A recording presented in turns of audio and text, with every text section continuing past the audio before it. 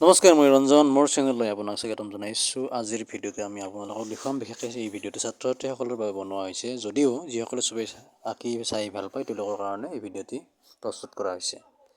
এই ভিডিঅ'টি বনোৱাত বহুতেই মই আগ্ৰহী আছিল আগৰ পৰাই, কাৰণ চফ্ট পেষ্টেল ড্ৰয়িং মই খুবেই ভাল লাগে। চফ্ট পেষ্টেল মই ৰং আনিছোঁ।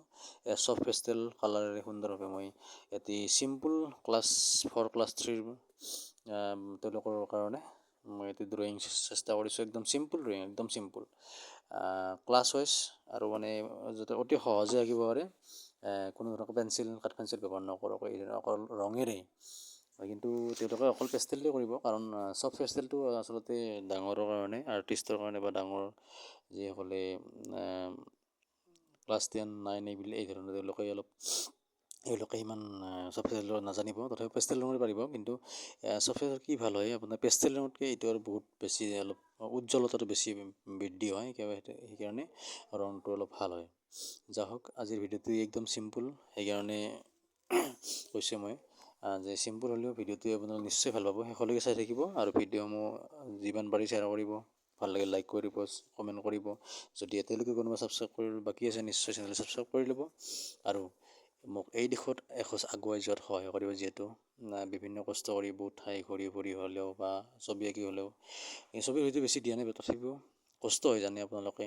সময় খৰচ হয়, MB খৰচ হয়, বনাওঁতে আপলোড দিওঁতে সকলোতে সময় বহুত যায়, বা ক'ৰবাত টকা পইচাৰো খৰচ কৰা হয়।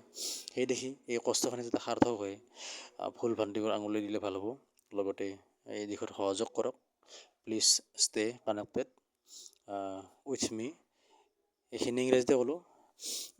যা হওক, এই ভিডিঅ'টোত মই এখন সুন্দৰ দৃশ্য, কিছু পাহাৰ এখন আছে, বেলি এটা আছে, ৰাতিপুৱা থকা গধূলিৰ দৃশ্য, ৰাতিপুৱা সময় যেনেকুৱা লাগে গধূলিৰ দৃশ্য সেই চেম হয়। সেইকাৰণে বেলিটো ৰঙা কৰিছোঁ, পাহাৰখন এই ধৰণে অলপ নীলা, অলপ ক'লা, এই ধৰণৰ আমি ক'ত কি ৰং দৃশ্য চাই থাকক। প্ৰথমতে মই যিটো বেকগ্ৰাউণ্ড কালাৰটো মই এফালে প্ৰথমতে নীলা, ডাঠ নীলা, পাতল নীলা, বেঙুনীয়া, কমলা, হালধীয়া এই ধৰণে ঘূৰি লৈছোঁ। তাৰপিছত পাহাৰখনত কলাৰ ওপৰত নীলাটো দিছোঁ, নীলাৰ ওপৰত বগা, কমলা এই ধৰণৰ অলপ যিবিলাক হাইলাইটখিনি কৰি দিছোঁ।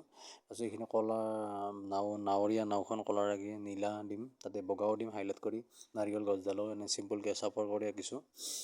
অলপ ওখ কৰি দিলে অলপমান সিফাল কাৰণ চৰাইকেইটা দিছোঁ, সেইকাৰণে চৰাইকেইটা আগতে নিদিলে নাৰিকল অলপ দীঘল দিব পাৰিলে হয়, দীঘল কৰি, বা চৰাইকেইটা ইফালে দিব পাৰি। কিন্তু সূৰ্যৰ চাৰিওফালে দিছোঁ অলপ ভাল লগাকৈ। চৰাই এই ধৰণে আঁকিব পাৰি, চিম্বলিক, যিটো দূৰৰ চৰাই আৰু ওচৰৰ হ'লে বেলেগ হ'ব, সেইটো জানেই। ছাত্ৰ ছাত্ৰীসকলে বিশেষ অনুৰোধ যে তোমালোকে কাঠ পেঞ্চিলৰ প্ৰথমতে ব্যৱহাৰ কৰিবাই, পিছত লাহে লাহে তোমালোকে অকল ৰঙেৰেই কেনেকৈ ছবিবিলাক আঁকিব পাৰি, যাতে পেঞ্চিল নলওঁ তোমালোকে সুন্দৰভাৱে শ্বেপবিলাক দিব পাৰা, অৰ্থাৎ পাহাৰ হওক বা যিকোনো ছবি হওক, এইবিলাক মনত ৰাখিবা। আৰু এতিয়া একদম চিম্পুল ছবি, সহজ ছবি, কিন্তু সহজ মানে একদম সহজো নহয়, কাৰণ ইয়াতে ৰঙৰ খেলা, ছবি মানে ৰঙৰ খেলা। কিন্তু আঁকোতে টান, কিন্তু যেতিয়া ৰং কৰা হয় তেতিয়া মানে সেইটো এটা অলপ বিভিন্ন ৰঙৰ দিশত জ্ঞান থকাটো বহুত মানে এটা জৰুৰী। কাৰণ যিসকলে ছবি শিকিবলৈ বিচাৰিছে তেওঁলোকে এইবিলাক কথা জনাটো খুবেই দৰকাৰ।